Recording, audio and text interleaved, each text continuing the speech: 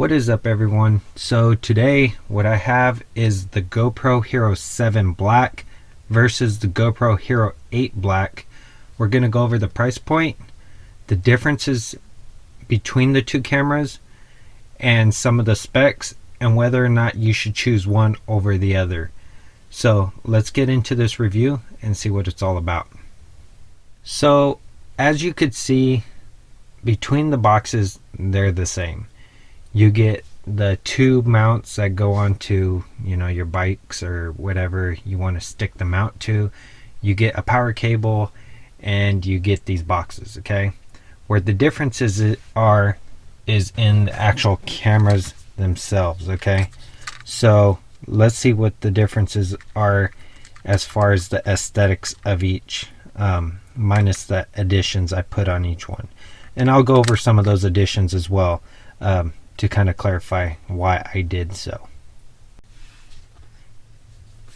Okay, so let's compare the features that you could see that are different right off the bat, okay?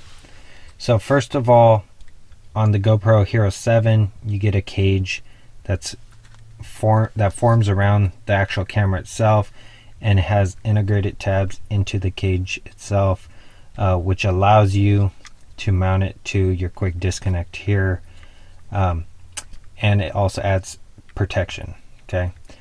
The benefits of having this is the protection and the fact that these tabs, if anything breaks, you just replace the cage, okay? One of the cons is by having the cage, you will not be able to replace the battery until you take it out of the cage, okay? The GoPro Hero 8, you could replace the battery at any given time without removing anything, but you have integrated tabs that seat into the actual physical camera itself. So if these tabs break at any given time, then basically you cannot mount this to anything, okay? So that's a downfall. But the upside of it is you could replace the battery whenever you want. One thing to remember is these tabs have flex. So as you can see, there's flex in this tab system, okay? Whereas the GoPro Hero 7 has no flex at all. It's solid. That could be a pro and a con. Just keep in mind that the stabilization does filter that out, so you don't see any flex at all. Also, when purchasing this camera, these tabs are replaceable. So you could actually take them off and replace them with a new tab system. So at a glance, you could also see that there's a lot more depth in the lens side of it, okay? And there's a reason for this. So the 7 has more depth than the 8, itself, because the lens on the 7 is interchangeable. Okay, so you just turn this and the lens comes off. If you crash or break this lens, it's okay, you just replace it, okay? If you crash and break the lens on the 8, there ain't no replacing it. Or even if you get a scratch on the lens, there's no replacing it. Your camera is useless, okay? So make sure, even on the 7, what I did was I purchased these little lens covers. They're tempered glass, just to aid in protecting that glass. Same thing with the 8. All right. Off the bat, you also see a mic hole there, and you don't see any mic hole on the front of the 7. They have all these little cutouts here for the mic, but there's only one hole that's a through hole, and that's right in the middle. So it's aesthetics only. Also, the GoPro on the 8 is protruded out, whereas on the 7 it's printed on. So that's the differences there. Let me take this out of the cage. The bad thing about the cage is it's kind of hard to release the latch. So you have a hole here for a mic, no hole up there for our mic. The buttons are a little bit differently laid out, the look of them, nothing major. If you look on the left side, so if you're looking from the rear, on the left side of it, the black itself has the power button here, and as you can see, the 7 or the 8 black has the power button, and the 7 has your little ports for the HDMI, and also your USB-C. Okay, and the black has a cutout there and a little LED indicator there, telling you that it's on. Okay, and they both have the same notch in those corners. Okay, making our way to the back, you have a little LED up here and a little one on this corner too, so they kept that the same. Let me power this up so you could actually see them. So that's where that one is, and let me power this one up, and as you can see, that's where that one is. So this one is a line, this one's a dot. Alright, the screens look about the same as far as size. They didn't make any improvements there. The GoPro is on the right side for the 7 and on the left side for the 8. Turning it around, you have the power button on the right side on the GoPro 7, and on the 8 you have the port for your USB-C.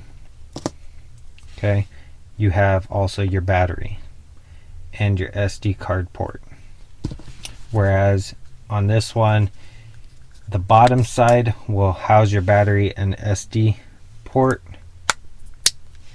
You do have your microphone there. The bottom, of course, has your tabs here and your mic pickups down there, so they're on the same side. It's just like this side. You do have a LED indicator at the bottom here.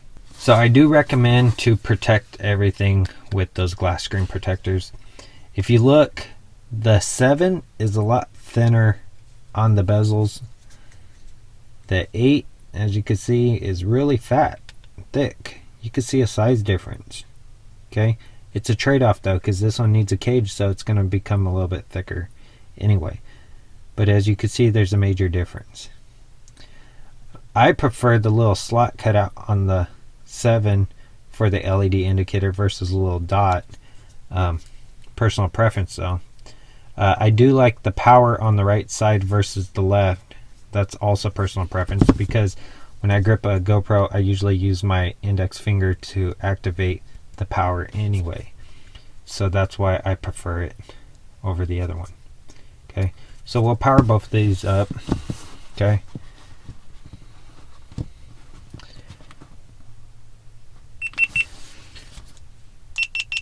As you can see, the 8's a little bit faster. I do not like this button, how it's kind of flush with this plastic housing. This one's kind of rubbery and it protrudes out a little bit. This allows me to actually press this a lot easier. But I mean, that's also personal preference. So looking at the interface, so the software is a little different. Select the different modes.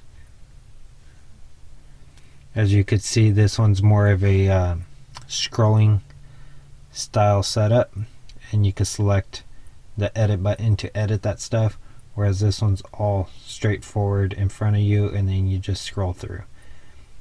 Okay, I mean, this is also personal preference. I do like the 7, I think, a little bit more than the 8, just the layout, because I could see more at a glance versus having to scroll, click on stuff. I mean, every time you click, that's extra time that it takes to go back and forth on, especially if you're changing settings a lot.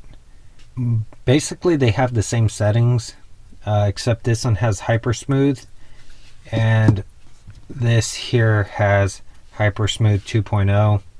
I wanted to say that the 2.0 is definitely a lot stabler than the 7's hyper smooth. So it's definitely an upgrade for sure. This one also has a narrow mode, which allows you to get a narrow field of view. Of course, like I said, navigating through this is a little bit different than this one, but it does the same stuff. Linear, wide, and then super view. Okay, narrow is more in line with your typical traditional cameras, such as your phone. Okay, whereas this one has, you know, your super view, of course, and wide, and it depends on also your settings that you have it on. So linear, let's see, there you go, linear. So it depends on the settings you have it on. Certain resolutions will only allow you to access certain view angles. I do like this interface on the front because I could change it on the fly, whereas the old setup requires you to go in to each one of the settings and make the adjustments there. So I do like the interface on the home screen itself. Alright, so in terms of battery, the new Hyper Smooth requires a new style battery. Both batteries are interchangeable, keep that in mind. So you can use, as you can see, it just fell off, but as you could see, the batteries are the same, except one's blue and one's black. The differences are this one can be used in the 8, but it will not allow you to do the Hyper Smooth. You need the blue badged GoPro battery to access all those features for stabilization. Okay, but this one will go into the old camera as well, so don't worry if you could only find these blue ones. It allows you to power it up just the same. Okay, now if we use the black on the new camera, just plug that in there. As you can see, you get a notice. So the door for the 7 looks something like this. Alright, the door for the 8, however, is this long strip, and it has this little latch tab right here that you pull down on and it releases and it cams up. Okay, this door sucks. I'm going to tell you straight up, this is a poor design on the 8. Okay, and the reason why is because this little latch is hard to grab with your finger. Okay, at least this little button here, you pushed it in with your finger, and then you were able to slide it down, no problems when opening this door. And the reason why I hate this door is because there's 2 issues. Okay, I have a replacement and I'll show you why. Okay, so you pop this down, open it up. Okay, so the reason why I hate this door is you have to remove it every time you want to replace the battery, whereas this door here, all it does is allow you to access your ports. As you can see, the tabs are facing upward. I could lift this all the way up and I'm fine. Nothing's happening. I could plug it in and it's good. Alright, this door, however, the tabs are facing downward. You hook it into the top. Okay, you lock it down and then you push it up, and as you can see, I'm struggling because it's a poor design. When I want to get to it, I gotta put my fingernail into this little cutout and pull down, and it's not an easy pull down design. It takes a lot of force. Okay, so it grips right there, so that's okay, right? Well, as you can see, the door doesn't open, you know, at a 90 degree to the face. it opens a little less than 90 degrees. Okay, that's an issue because you got to take out this big old honking battery. All right, so guess what? When you lift it up at 90 degrees, you could pull out the battery, but it's still going to hit this lip. Right, so you lift it up a little bit more, and then bam, anything over 90 degrees, it pops off. These tabs should be facing up, so there's always pressure pushing on this roll pin here, and then you don't have to worry about losing this. All right, and then now I could exchange the battery. Okay, so the biggest flaw with this design, okay, they have a media mod that's coming out, right? So if I want to hook up a mic, as of now, I could leave this door on and hook up a mic, or you could take it off and still hook up a mic. You need this mic adapter, okay? I've had this one since the Hero, or the Session 5 came out. Okay, so you plug in the mic adapter and you got this ridiculous thing that's hanging off your GoPro. All right, yeah, you could use some Velcro or whatever. I have ways to house this, which is basically this this cage here. I have cutouts there, and you zip tie them like that, and it holds the GoPro mic mount. Or the GoPro mic mount holds your mic adapter. Okay, I 3D print them and I use those. Okay, so no big deal. I found a solution for this. All right, where the issue comes in is it's no longer waterproof. None of them are. But the issue comes in with the 8. Okay, there's a media mod coming out, which I already pre-ordered, but still, they released this without the option to do the mic setup. So you decide that you want the mic adapter because you can't wait, right? So what you do is you go and buy a mic adapter and you open this little housing up. You no longer could leave it attached because it'll fall off and you'll lose it. So you do this setup, right? You have it hooked up, and then for some odd reason you're riding a motorcycle, have it mounted on a helmet, what have you, and your battery vibrates loose. Okay, as you can see, I'm not tugging on that hard, and it's already flexing in there. Okay, so vibrations are going to allow this thing to move out far enough for it to kill your recording. Now you lost all your footage. Horrible design. I felt like they didn't put enough thought into this GoPro when they released it. Okay, luckily you could buy this GoPro Hero 8-7 G8-7 by Ulanzi. Okay, they have a cutout. It's aluminum. Okay, they too have the tabs going downward. Junk. It takes a lot of effort to pop this thing on. Okay, so this one takes even more effort to put this on. Okay, so pushed it on, push it down, lock it up. Okay, now I have a port. Plug this in, and now my battery won't come out. I can mount this wherever I want it, and now I have a mic adapter and I'm ready to go. Okay, this is a temporary fix until they come out with the media mod for your GoPro.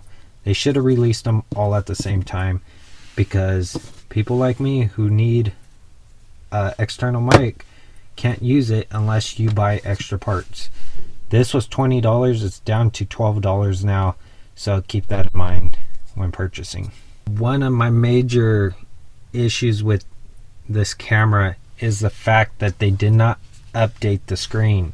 Okay, given the fact that the Insta360 1R is out, I mean, the modularity of that camera is going to be by far unique, especially with their 1-inch sensor options.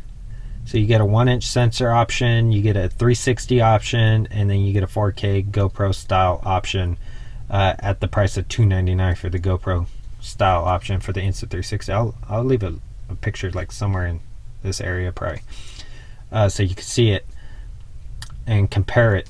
Okay, but given that, keep that in mind, and also the fact that they didn't put that color LCD display at the very least is a bummer, because I mean they could have easily put color in there. It would have looked better. Also, given the fact that DJI has their action camera that was released last year, they actually had a full screen in here, which was amazing. So why did not GoPro go ahead and do so as well? Also, the back screen is a bummer as well.